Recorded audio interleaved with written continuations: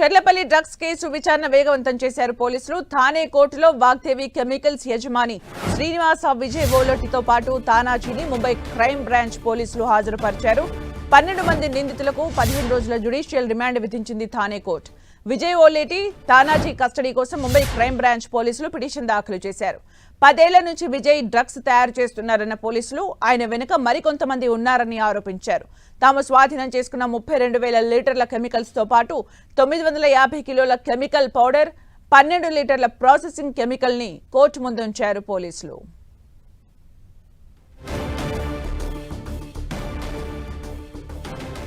ఇక మరిన్ని అప్డేట్స్ మా ప్రతినిధి సునీల్ అందిస్తారు. సునీల్.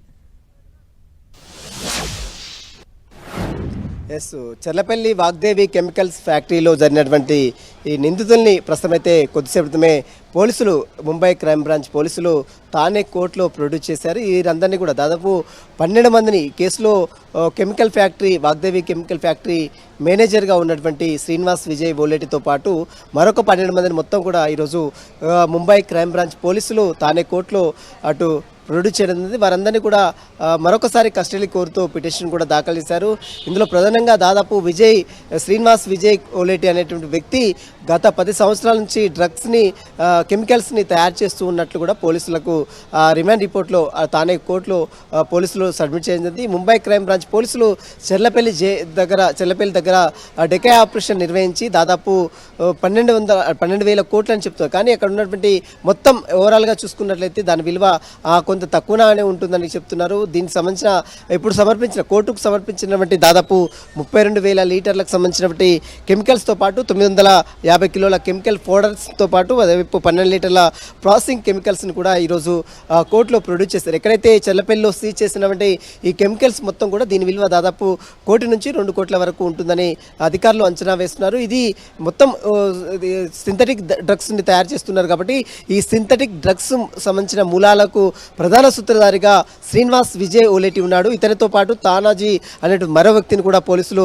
అరెస్ట్ చేశారు. ప్రస్తుతం వారందరినీ కూడా కొద్దిసేపమే తానా కోర్టులో ప్రొడ్యూస్ చేశారు. వారందరినీ కూడా 15 రోజుల జ్యుడిషియల్ రిమాండ్ తరలిస్తూ కోర్టు ఆదేశాలు జారీ చేసింది. ఇక వీరిని కస్టడీ తీసుకొని విచారిస్తే ఇంకా మరిన్ని విషయాలు వెల్లోకి వస్తాయని మాత్రం ముంబై క్రైమ్ బ్రాంచ్ పోలీసులు భావిస్తున్నారు కాబట్టి కస్టడీ పిటిషన్ కూడా దాఖలు చేశారు. ఈ పిటిషన్పై రేపు తానే కోర్టు మరొకసారి విచారించిన తర్వాత కస్టడీపై ఒక తీర్పు కూడా ప్రకటించే అవకాశం. ప్రస్తుతం అయితే ఈ ఫ్యాక్టరీలో తయారు చేస్తున్న డ్రగ్స్ ఎంతకాలంగా తయారు చేస్తున్నారు, దీని వెనుక ఉన్నటువంటి అసలు సూత్రధారులు ఎవరు, పాత్రధారులు ఎవరన్న కోణంలో మాత్రం తానే పోలీసులు మాత్రం చాలా సీరియస్గా దర్యాప్తు అయితే కొనసాగిస్తున్నారు. సుమిత్ర.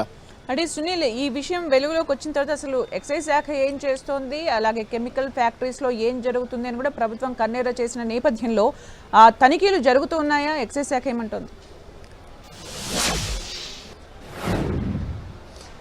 ప్రస్తుతం తెలంగాణ పోలీసులు కూడా దీనిపై ప్రత్యేక దృష్టి సాధించారు. అయితే మహారాష్ట్ర పోలీసులు ఇక్కడికి వచ్చి డెకాయ్ ఆపరేషన్ చేయడం పట్ల ఇక్కడ ఉన్నటువంటి అధికారులు, నార్కోటిక్ బ్యూరో ఉంది, లీగల్ టీం ఉంది, చాలా సంబంధించినటువంటి స్పెషల్ టీమ్స్ ఏకంగా డ్రగ్స్ మీద ఉంది. కానీ అయితే ఫ్యాక్టరీలో తయారు చేస్తున్నటువంటి కొంతమంది రా మెటీరియల్ ఏదైతే సింథటిక్ సంబంధించిన మెటీరియల్స్ మొత్తం కూడా దానికి సంబంధించిన దాంట్లో తయారు చేస్తున్నారు. ఎందుకంటే దాదాపు సిటీలో దాదాపు 10,000 పాటు ఇలాంటి ఫ్యాక్టరీలు ఉన్నాయి కాబట్టి ఆ 10,000కు సంబంధించిన ఫ్యాక్టరీలో ఏంటి మెటీరియల్స్ తయారు చేస్తున్నారు, వీటికి సంబంధించిన పూర్తి వివరాలు లేకపోవడంతోనే ఈ విషయంపై కొంత జాబితా వచ్చిందంటూ కూడా అటు తెలంగాణ అధికారులు చెప్తున్నారు. మరి దీనిపై ముంబై క్రైమ్ బ్రాంచ్ పోలీసులు ఒక దగ్గర దొరికినటువంటి డ్రగ్స్ ఆనవాళ్ళ దృష్టిలో ఉంచుకొని ఒక వ్యక్తి ఆనవాళ్ళను దృష్టిలో ఉంచుకొని ఇక్కడ దాని ఆనవాళ్ళు తెలుసుకున్న తర్వాత ఇక్కడ డెకాయ్ ఆపరేషన్ చేసి ఏకాలంలో సోదాలు చేసి దాదాపు కొన్ని కోట్ల రూపాయల డ్రగ్స్ను కూడా స్వాధీనం చేసుకుంటుంది. ఇక దీనికి సంబంధించిన విషయంలో ఎక్కడెక్కడ ఏ రాష్ట్రాలకు వీళ్ళు కొనుగోలు చేస్తున్నారు, దీనికి సంబంధించిన పూర్తి వివరాలపై కూడా వారిని అందరినీ కూడా కస్టడీలో తీసుకొని విచారిస్తేనే మరిన్ని విషయాలు వెళ్ళకొస్తాయని మాత్రం పోలీసులు భావిస్తున్నారు. Thank you Sunil for the updates.